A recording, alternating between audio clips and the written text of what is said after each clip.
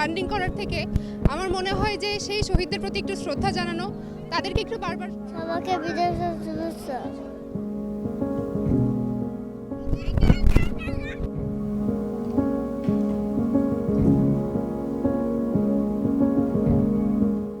শহীদরা নিজেদের জীবন দিয়ে আমাদের দেশটাকে স্বাধীন করে গিয়েছেন, তাদের প্রতি শ্রদ্ধা জানানো এখানে আসলে নিজেদের রাজনৈতিক দলের ব্র্যান্ডিং করার থেকে আমার মনে হয় যে সেই শহীদদের প্রতি একটু শ্রদ্ধা জানানো, তাদেরকে একটু বারবার স্মরণ করা, যেন ওরকম শহীদ হওয়ার মতো ওই রকম আসলে মানসিকতা আরও আমাদের নতুন প্রজন্মের মধ্যে তৈরি হয়। কিছুদিন আগে যে 24-এর গণ অভ্যুত্থানটি হলো, ওইখানে যে মানুষের মধ্যে আমি ইউনিটি দেখেছি, আমি আসলে আমার জন্মের পরে এভাবে দেখিনি বাংলার মানুষের মধ্যে। তো ওই ইউনিটিটা যেন সবসময় থাকে মানুষের মধ্যে। স্বাধীনতা কষ্ট, স্বাধীনতা ধরে আমরা তখনই রাখতে পারবো যখন আমরা একসাথে ঐক্যবদ্ধ হয়ে কাজ করতে পারবো। তো আমাদের সর্বপ্রথম উচিত হচ্ছে সবার সাথে একসাথে কাজ করা, একযোগে কাজ করা, একই সাথে কাজ করা।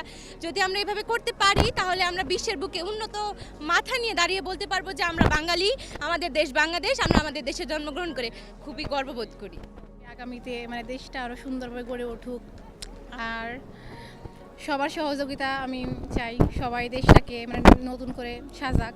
এটাই আমার 1971 সালে যুদ্ধের বিনিময়ে আমরা দেশটাকে স্বাধীন করেছি, তো তাদেরকে স্মরণ করতে হবে, ভোলা যাবে না অবশ্যই।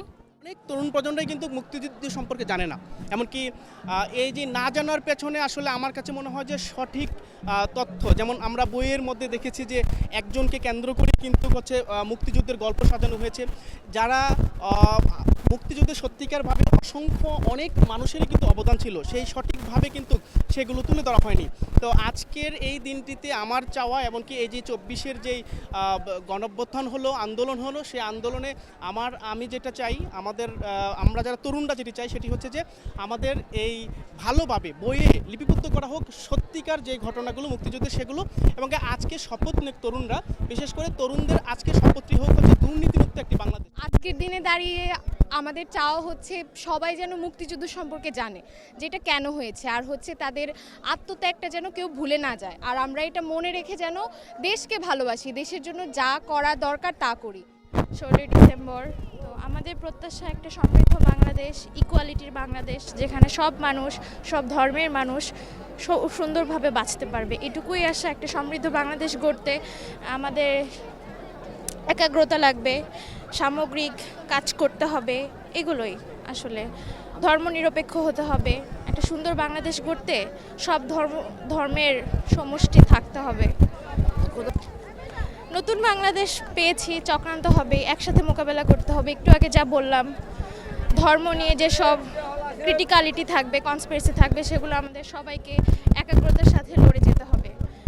প্রবলেম আসবে, সলিউশনও থাকবে ইনশাল্লাহ। 1971 অনেক ভাইয়েরা রক্তের বিনিময়ে এই বিজয় অর্জিত হয়েছে।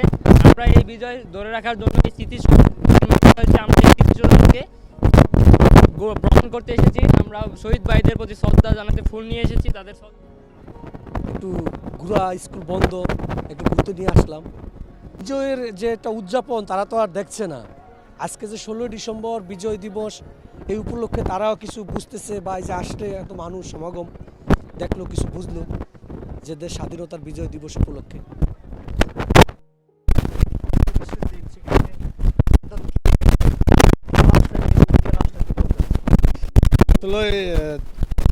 আমরা তো চাকরিজীবী লোক, আমরা তো এখন ব্যস্ততার মধ্যে থাকি। দেখা যায় যে আজকে একটি মহান বিজয় দিবস উপলক্ষে বাসায় বাবুকে সারাদিন বোরিং অবস্থায় থাকে, তো সেক্ষেত্রে একটু আনন্দদায়ক দেশের শহীদদের আত্মত্যাগের বিনিময়ে যে বিজয় দিবস অর্জিত হয়েছে, এই সম্পর্কে আমার বাবুকে ছোটো থেকেই আমি একটা অভ্যস্ত নিয়ে আসতেছি।